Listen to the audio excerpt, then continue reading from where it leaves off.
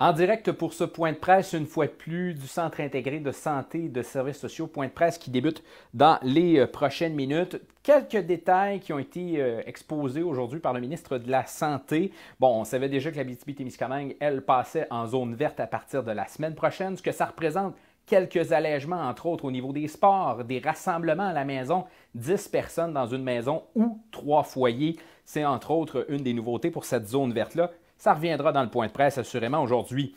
On a annoncé aujourd'hui que 75 % de la population québécoise qui avait à être vaccinée l'a été 3 semaines plus tôt que l'objectif qui était prévu à la mi-juin. Donc, c'est une bonne nouvelle. Et là, on parle de devancer la deuxième dose. Il y a un calendrier complet qui est sorti à partir du 7 juin prochain.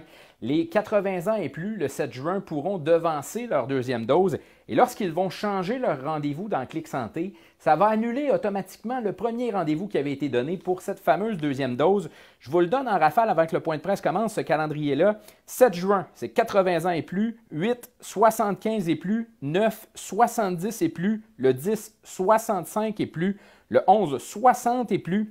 Le 14, 55 et plus, le 15, 50 et plus, le 16, 45 et plus, le 17 juin, 40 ans et plus, et on tombe dans les jeunes après, le 18, 35 et plus, 30 ans et plus, le 21, le 25, 25 et plus, et le 23, c'est 18 ans et plus. Vous remarquerez qu'on ne voit pas les 12-17 ans dans ces âges-là. Ça va être réajusté un peu plus tard. Et vous avez remarqué aussi que ce sont des tranches de 5 jours où on réduit à chaque jour l'âge visé. Ce qu'on expliquait, c'est qu'on va réajuster lors des fins de semaine. Donc, l'équipe qui s'occupe de la vaccination au Québec va regarder le nombre de doses qu'elle a, va regarder le nombre de rendez-vous qui ont été annulés, changer de place, et à chaque fin de semaine, ça va être rajusté. Justement, ces réajustements-là, on parle de 3 millions de rendez-vous qui ont déjà été donnés, qui doivent être changés. Donc, c'est un lot complet de rendez-vous qui doit être changé. Même chose pour les rendez-vous pour le AstraZeneca, ce sera aussi possible de le faire, de devancer la deuxième dose. Et bon, l'objectif de tout ça, évidemment, on vise le 31 août prochain pour avoir donné la deuxième dose à tous ceux qui veulent avoir le vaccin au Québec. Donc, 31 août, le gouvernement qui maintient le cap pour ce 31 août-là et pouvoir donner cette deuxième dose-là. On pourra voir en Abitibi-Témiscamingue comment ça s'orchestre tout ça. Comment s'organise la vaccination, à combien on en est rendu. On sait que la situation épidémiologique, elle, en Abitibi-Témiscamingue, est relativement stable. On parle encore de toujours toujours 3 cas actifs, oui. Un qui s'est ajouté cette semaine, personne qui était de retour de l'étranger, qui a été diagnostiqué à la COVID. Donc, 3 cas actifs dans toute l'Abitibi-Témiscamingue. Point de presse qui devrait débuter dans les prochaines minutes du côté de Rouyn-Noranda. On surveille ça. Et nous, s'il y a des partisans, des foreurs également qui suivent la conférence cet après-midi, on est en direct de Québec où on suit cette série Foreurs Tigres de Victoriaville. On va pouvoir vous présenter certains trucs exclusifs durant les prochains jours au Centre Vidéotron. On sera là ce soir d'ailleurs pour le match et vous tenir au courant des résultats de ce match-là. Il y aura match numéro 6 également samedi, les matchs qui ont été devancés cette fin de semaine. Donc, au lieu de 3 heures, ce sera à 2 heures. Et là, il y a eu beaucoup de monde aujourd'hui qui nous ont posé la question, est-ce que le match sera diffusé ce soir sur TVA Sport? Semblerait-il que non, selon les informations qui nous ont été fournies aujourd'hui. Je vais vous inviter également à nous envoyer vos questions si vous en avez pour le CISAT. Entre autres, on m'en a posé une tantôt. Est-ce que les bars et restaurants vont pouvoir ouvrir plus tard? Quelle sera l'heure pour fermer les bars et restaurants? Je poserai la question au CISAT un peu plus tard dans les prochaines minutes quand le point de presse débutera. Et je regarde du coin de l'œil ce point de presse qui est sur le point de débuter. Je vais aller voir si vous avez des questions également sur notre plateforme en direct. N'hésitez pas, si jamais vous nous écoutez en différé sur Médiaté Télé, puisque les points de presse sont rediffusés sur Médiaté Télé, n'hésitez pas à nous écrire aux nouvelles avec un s@mediaté.ca ou encore télécharger l'application Médiaté Plus. L'application Médiaté Plus, à cet endroit-là, vous retrouvez plein de choses. On s'en va voir le point de presse. 4 porte-paroles s'adresseront à vous aujourd'hui pour présenter d'une part le bilan de la situation épidémiologique et ensuite le bilan de la campagne de vaccination COVID. Les porte-paroles sont tout d'abord Mme Caroline Roy, présidente directrice régionale, suivie, je reprends, je suis désolée, Mme Caroline Roy, présidente directrice régionale, suivie de Mme Katia Chateauvert, directrice de la campagne de vaccination COVID. Par la suite, Dr Lise Landry, directrice de santé publique, et Dr Omobola Sobanjo, médecin spécialiste en santé publique, se adresseront à vous. Madame Roy, la parole est à vous. Oui, bonjour à tous. Toujours un plaisir de participer puis de vous présenter différentes informations et messages à notre point de presse hebdomadaire en lien avec la COVID-19. Donc, premièrement, en fait, vraiment, le message du jour et les informations qui seront transmises, évidemment, vous l'aurez deviné, concernent le passage au palier vert, le palier vigilance, et ce, dès lundi, le 7 juin, pour notre région, l'Abitibi-Témiscamingue. Donc oui, on est content. Oui, c'est une belle nouvelle pour notre région. Aussi une reconnaissance de tous les efforts réalisés qui doivent se maintenir. Donc le message, c'est quand même demeurons prudents et respectons l'ensemble des mesures avec tous ces assouplissements là, qui sont associés au passage au palier vert. Premier message également de s'assurer de s'inscrire à la vaccination. Donc, on a maintenant aussi de nouvelles informations qui vous seront communiquées tout à l'heure par Mme Chateauvert, mais vraiment, là, toute personne qui souhaite ou qui est enclin à la vaccination avec l'information qui est disponible, si vous souhaitez avoir davantage d'informations, il y a multiples informations qui sont disponibles sur québec.ca, sur notre site également en lien avec la vaccination.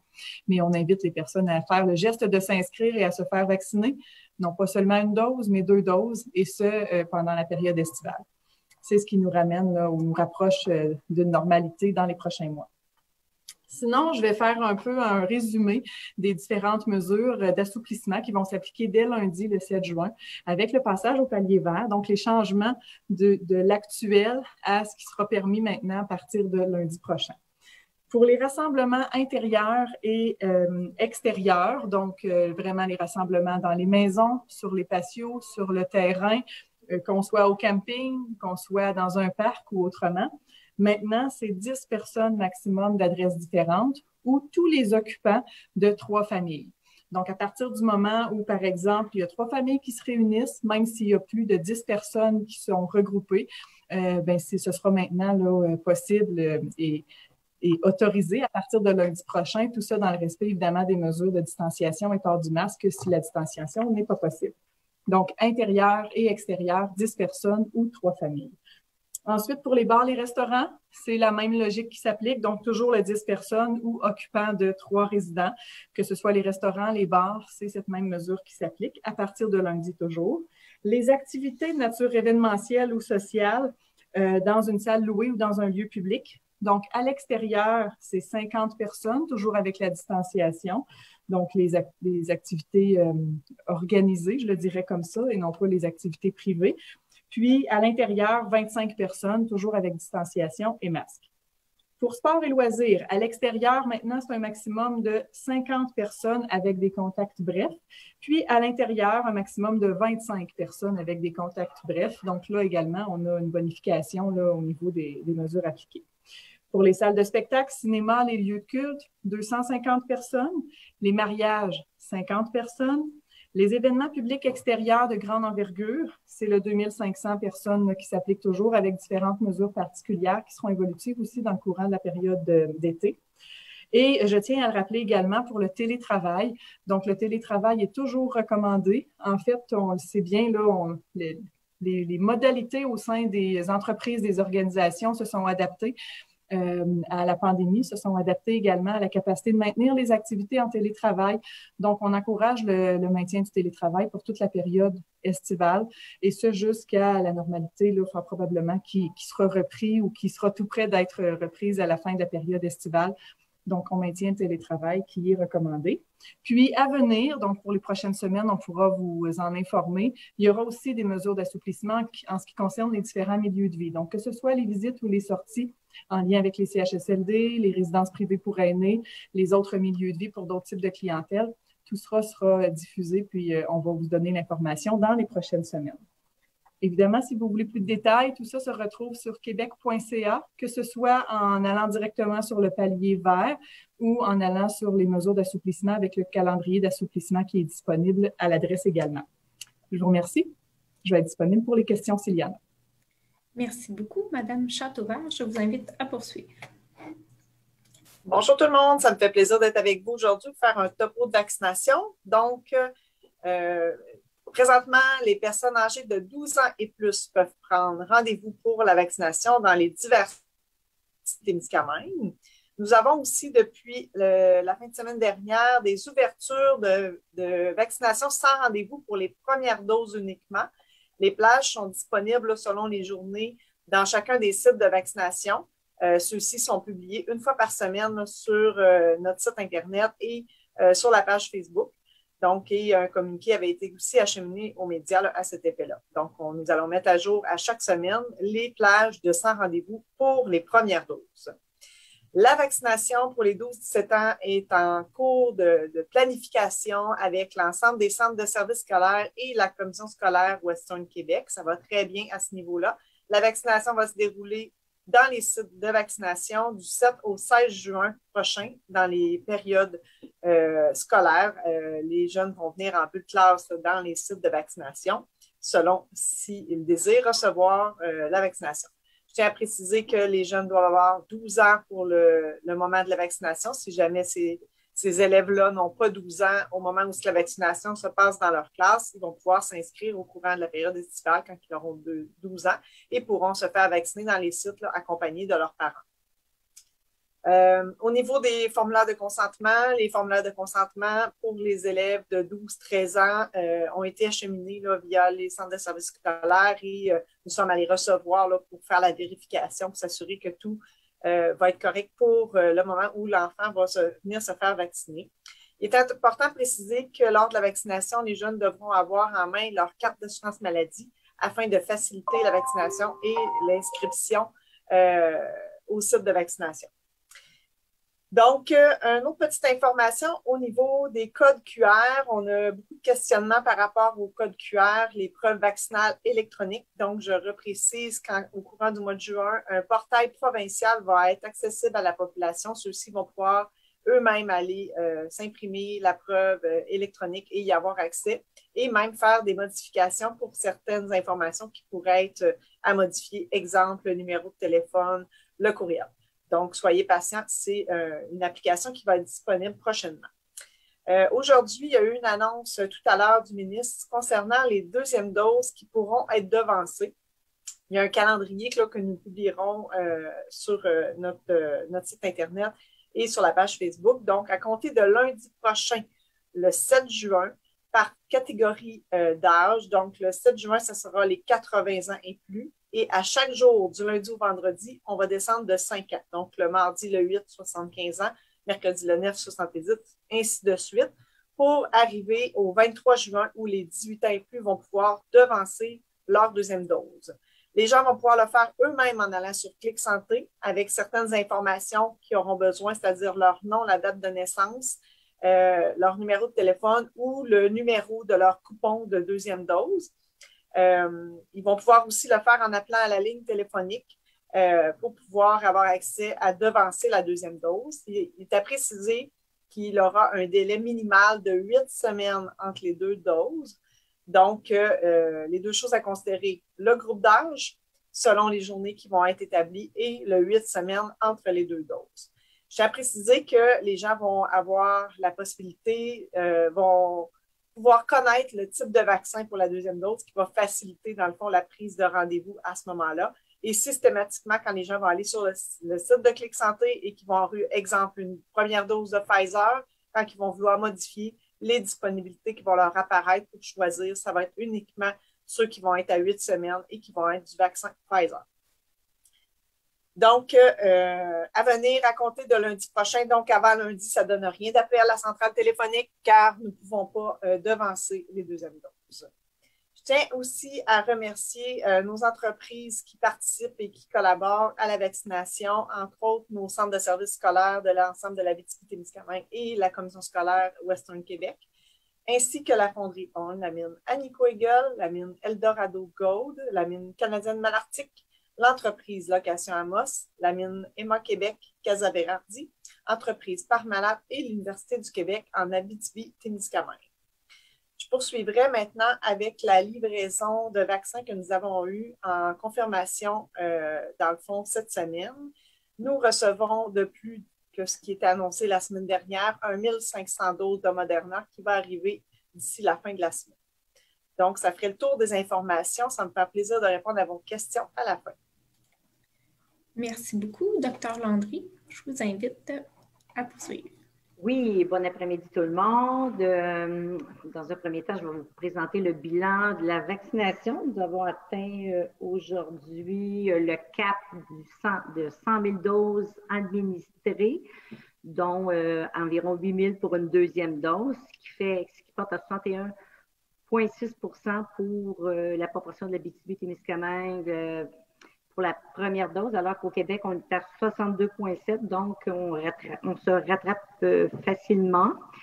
Par la suite, vous avez la couverture par territoire de MRC qui va de 56% pour la MRC du Témiscamingue jusqu'à 64% pour le territoire de Rouyn-Noranda. Et c'est bon. Maintenant, vous avez par strate d'âge. Lorsqu'on voit là, je vais m'adresser particulièrement aux adolescents et aux jeunes adultes. Là. Comme vous voyez là, en haut de 40 ans, nous avons 44 ans, nous avons atteint notre couverture de 75% avec les rendez-vous qui s'en viennent, là, la section orange. Par contre, le jaune, ça, c'est les rendez-vous qui manquent. C'est 6189 rendez-vous pour atteindre 75% dans tous nos strates d'âge. Et c'est important d'avoir la contribution de tous les groupes d'âge pour bâtir notre immunité collective. Il faut garder aussi en tête, là, même si vous êtes jeune, que la COVID reste une maladie dont les effets sont difficiles à prévoir. Même si en apparence, les jeunes sont moins vulnérables, il reste que les symptômes peuvent persister longtemps, de la fatigue, on peut avoir des difficultés de concentration, troubles du sommeil, perte de goût, d'odorat à long terme. Là. Je pense que ce serait pas le fun de ne pas être capable de goûter une bonne bière l'été quand il fait chaud. Là.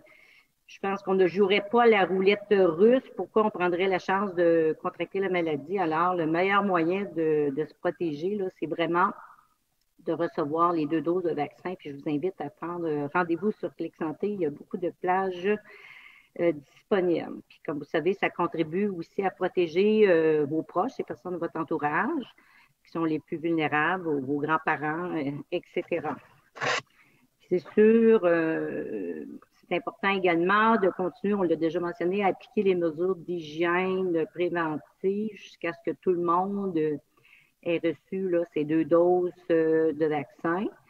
Puis comme déjà mentionné, après 2 semaines, la première dose prévient les hospitalisations, les décès, mais il est tout de même possible d'être porteur du virus et sans nécessairement le savoir et de le transmettre le virus à ses proches. Donc, très, très important d'aller chercher sa 2e dose.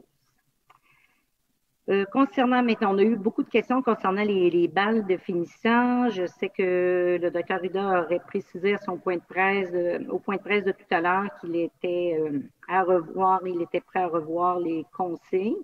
Mais chose certaine, nous, comme direction régionale de santé publique, nous, on s'engage à tout le moins à maintenir, comme l'année dernière, les cérémonies de remise de diplômes dans le respect des consignes sanitaires et avec la participation des parents. Je sais qu'il y avait eu de très belles initiatives dans certains territoires. Ça a très bien fonctionné. Il n'y a pas eu d'éclosion suite à cela. Alors, maintenant, quand au reste, là, soirée dansante et après-balle, là, pour l'instant, je ne peux pas vous en dire plus parce qu'on n'a pas eu encore les discussions comme telles. Alors, ça ferait le tour de mes messages. Merci. Merci beaucoup, Dr. Sabanjo. Je vous invite à compléter.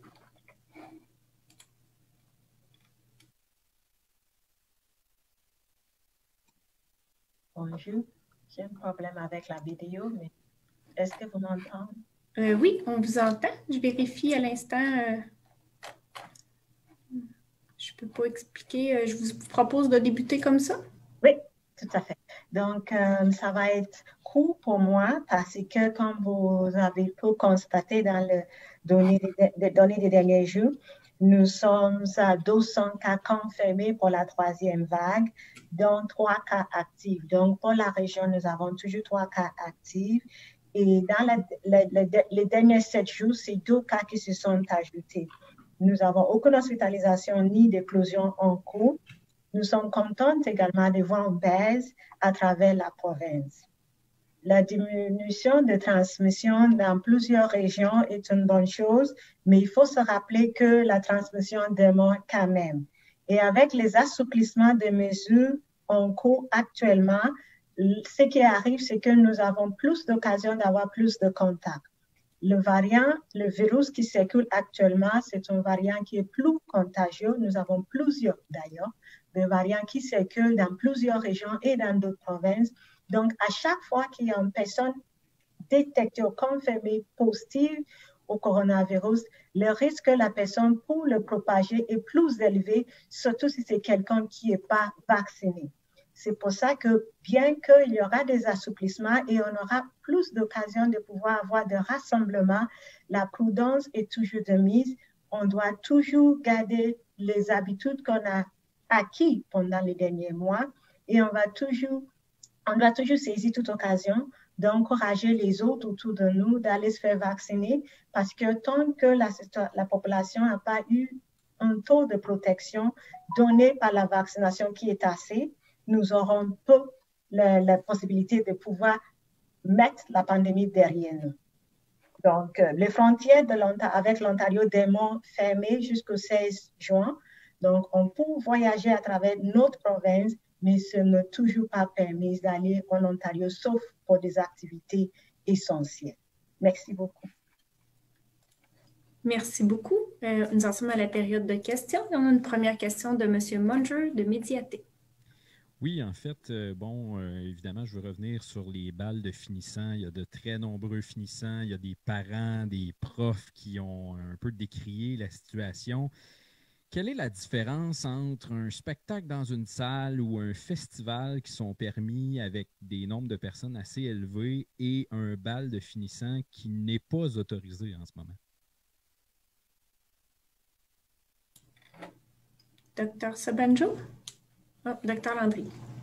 Bon, écoutez, oui, c'est une très bonne question, M. Manger. Effectivement, après ma base, ça paraît un petit peu incohérent, mais ce que je vous dirais, c'est que dans un spectacle, une salle, les gens sont assis, ne bougent pas, à 1,5 mètres de distance. Puis lorsqu'on parle de balles de finissant, en tout cas pour ceux que j'ai assistés à mes enfants les plus vieux, là, écoutez, c'est que, comme vous le savez, c'est de la danse, il y a quand même il y a un repas, les gens sont prêts, se rapprochent. Durant la soirée, prise d'alcool, etc. Alors, c'est difficile à un certain moment donné de maintenir les distances. C'est un petit peu à cause de cela que ça avait été interdit. Par contre, comme je mentionnais tout à l'heure, on n'a absolument rien contre de répéter les initiatives de l'année dernière quant à la remise des diplômes avec la participation des parents. Ça, je pense que vous avez tout à fait raison. Ça peut se faire dans le respect des consignes sanitaires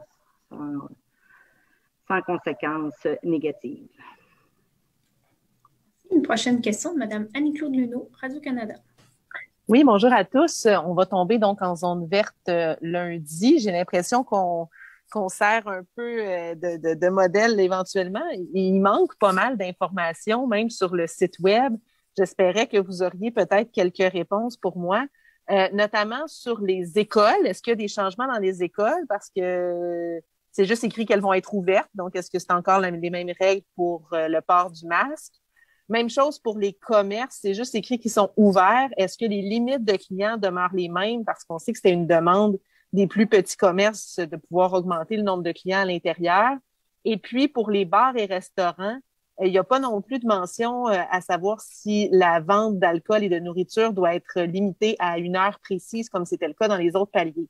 Donc, c'est les 3 points là, qui me restaient à éclaircir. Est-ce que vous avez des réponses à ce sujet-là? Donc, ce sont effectivement de bonnes questions. Les mesures plus précises concernant ces 3 éléments, si elles ont à changer, seront connues ultérieurement. Pour le moment, rien ne change. Donc, à partir du moment où l'information n'est pas indiquée comme ayant apporté un changement avec le changement de palier, les mesures actuelles se poursuivent. Donc, autant pour les écoles, les commerces, puis la vente d'alcool, tel que vous mentionnez, dans les bars et dans les restaurants. Si les mesures ont à changer, et ça pourrait être le cas, ce sera connu et diffusé là, dans les prochaines semaines. Pour le moment, tout est maintenu tel quel. Merci beaucoup. Prochaine question de RNC. Je vous invite à vous nommer toutefois avant d'adresser votre question, s'il vous plaît. Oui, donc Alexandre Saint-Arnaud de RNC Média.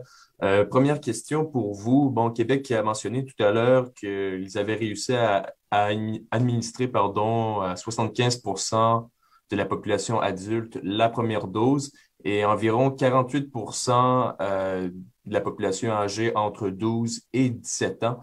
Donc, ma question pour vous, c'est quoi environ les chiffres pour l'Abitibi-Témiscamingue? Madame Châteauvert. Oui, merci pour la question.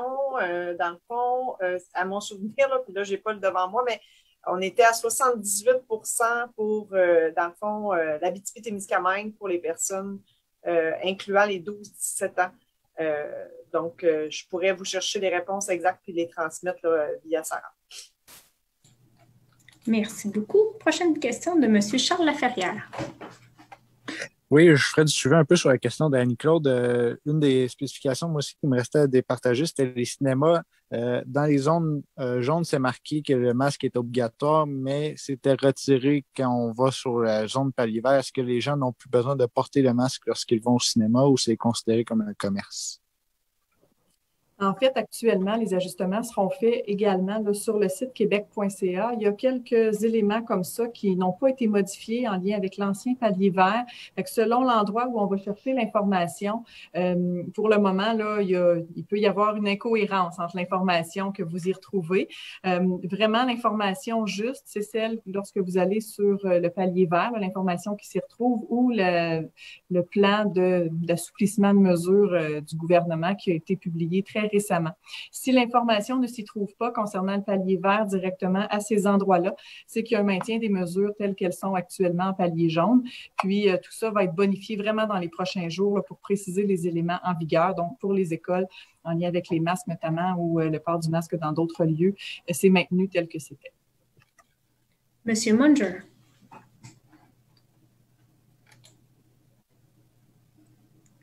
Est-ce que vous aviez une autre question? Non. Vous avez retiré votre main. Madame Luneau. J'aurais des questions par rapport à l'administration de la 2e dose. On connaît les enjeux de main-d'œuvre auxquels vous faites face. Là, on va encore être en vaccination assez intense tout l'été. Comment on va y arriver? Donc, merci pour la question. En fait, effectivement, on aura un bon taux de vaccination pour la période estivale avec la vaccination de la 2e dose d'ici la fin du mois d'août.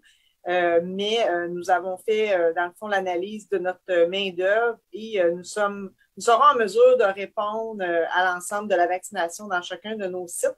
Et nous aurons des modalités là, d'évaluation à distance qui vont être mises en place afin de compenser peut-être certains manques dans certains sites de vaccination. Merci. Monsieur Munger, vous avez levé la main de nouveau? Oui, la question m'est revenue. Je veux parler un petit peu des plus jeunes ou du moins des dernières tranches d'âge à vacciner avant les 12-17 ans. On sent que vous lancez le message, vous avez peut-être un peu plus de difficulté à les rejoindre. On voit des initiatives, par exemple, où on commence à parler à vacciner dans les parcs du côté de Montréal. Quelles sont les initiatives en Abitibi-Témiscamingue? Avez-vous de la difficulté à faire embarquer les plus jeunes? Et est-ce que les vaccinations sans rendez-vous qui ont eu lieu dans les derniers jours ont été un succès? En fait, merci pour votre question. On a quand même des taux de 54 à 71% de personnes rejointes pour la vaccination pour ces tranches d'âge-là. Par contre, effectivement, le sans rendez-vous majoritairement est répondu par cette population-là. Donc, on poursuit du sans rendez-vous, puis nous sommes à en planifier aussi à des moments variables, c'est-à-dire en début de soirée pour pouvoir répondre Et on s'assure qu'à toutes les fins de semaine aussi, on offre de la vaccination sans rendez-vous. Et vous allez voir, dans les prochaines semaines, il va y avoir du sans rendez-vous là, pratiquement tous les jours que nous aurons de la vaccination. C'est sûr qu'avec les 2 semaines de vaccination scolaire, là, ça va être plus difficile d'avoir du sans rendez-vous au travers l'ensemble des jeunes qui vont venir, mais on aura quand même des plages de disponibles. Là. Mais pour répondre à la question de la vaccination dans les parcs en Abitibi-Témiscamingue, nous n'avons pas prévu de vaccination pour le moment dans des sites autres que dans nos sites de vaccination. Monsieur Alexandre Saint-Arnaud. Oui, donc avec la trêve maintenant terminée avec la FICSISAT, est-ce qu'il y a des rencontres avec le syndicat qui sont prévues et en fait, quel plan d'action on envisage au 6? Vous faites référence donc à la diffusion de l'information quant à la fin de la trêve au niveau des différentes mesures de pression qui ont été annoncées par la FICSISAT. Donc, il y a des rencontres quotidiennes avec le partenaire syndical concerné quant à l'impact de l'enjeu de main-d'œuvre, aussi les actions qui sont posées, à la fois des leviers qu'on a au sein de l'organisation, mais des différentes solutions qui sont réfléchies avec les partenaires régionaux et même les équipes ministérielles à ce moment-ci. Donc, le plan d'action est réellement de poursuivre nos actions avec eux, mais ça se fait en grande collaboration, là, je vous le dis, puis les rencontres sont quotidiennes. Donc, à partir du moment où il y aurait une annonce d'un moyen de pression par le partenaire syndical, bien évidemment, les échanges vont aller dans ce sens-là quant à voir l'impact et le respect des différentes mesures si elles sont légalement là, acceptables. Monsieur Munger. Oui, l'été arrive, on sent le temps chaud près de nous. Les festivals arrivent aussi. Bon, si dans un bar, on doit cesser de vendre de l'alcool à 23 heures, est-ce que ça signifie qu'en ce moment, dans les règles actuelles, puisqu'il pourrait y en avoir des festivals dans les prochaines semaines, ça s'en vient assez rapidement, la vente d'alcool doit aussi se terminer à 23 heures et on doit sacrer tout le monde dehors du site à minuit? Merci beaucoup pour votre question. Déjà, il y a des consignes pour encadrer les festivals et il y aura d'autres consignes aussi qui vont arriver. Il y aura des autorisations. Donc, toutes ces précisions vont venir au cours des prochaines semaines, mais il ne faut toujours pas perdre de vue pourquoi on donne ces consignes. C'est parce que plus que les gens perdent leur capacité de garder contrôle, plus que le risque de transmission augmente et plus qu'il y a de monde qui on n'est pas en mesure de retracer, plus qu'il y en joue pour la communauté. Donc, tout ça va être pris en compte lorsque les conseils vont être donnés aux organisateurs des activités. Merci. Il y a une autre question de M. Saint-Arnaud. Aviez-vous une autre question? Non, désolé, j'ai seulement oublié de baisser ma main. Aucun problème. Alors, ça compléterait les questions pour le point de presse du jour. Merci encore aux représentants des médias, à nos porte-paroles d'avoir été présents, à la population qui assiste à l'événement. Alors, je vous souhaite de profiter du beau temps, dans la prudence pour qu'on puisse maintenir ce palier de vigilance. Merci à tous et bonne journée. Bonne journée.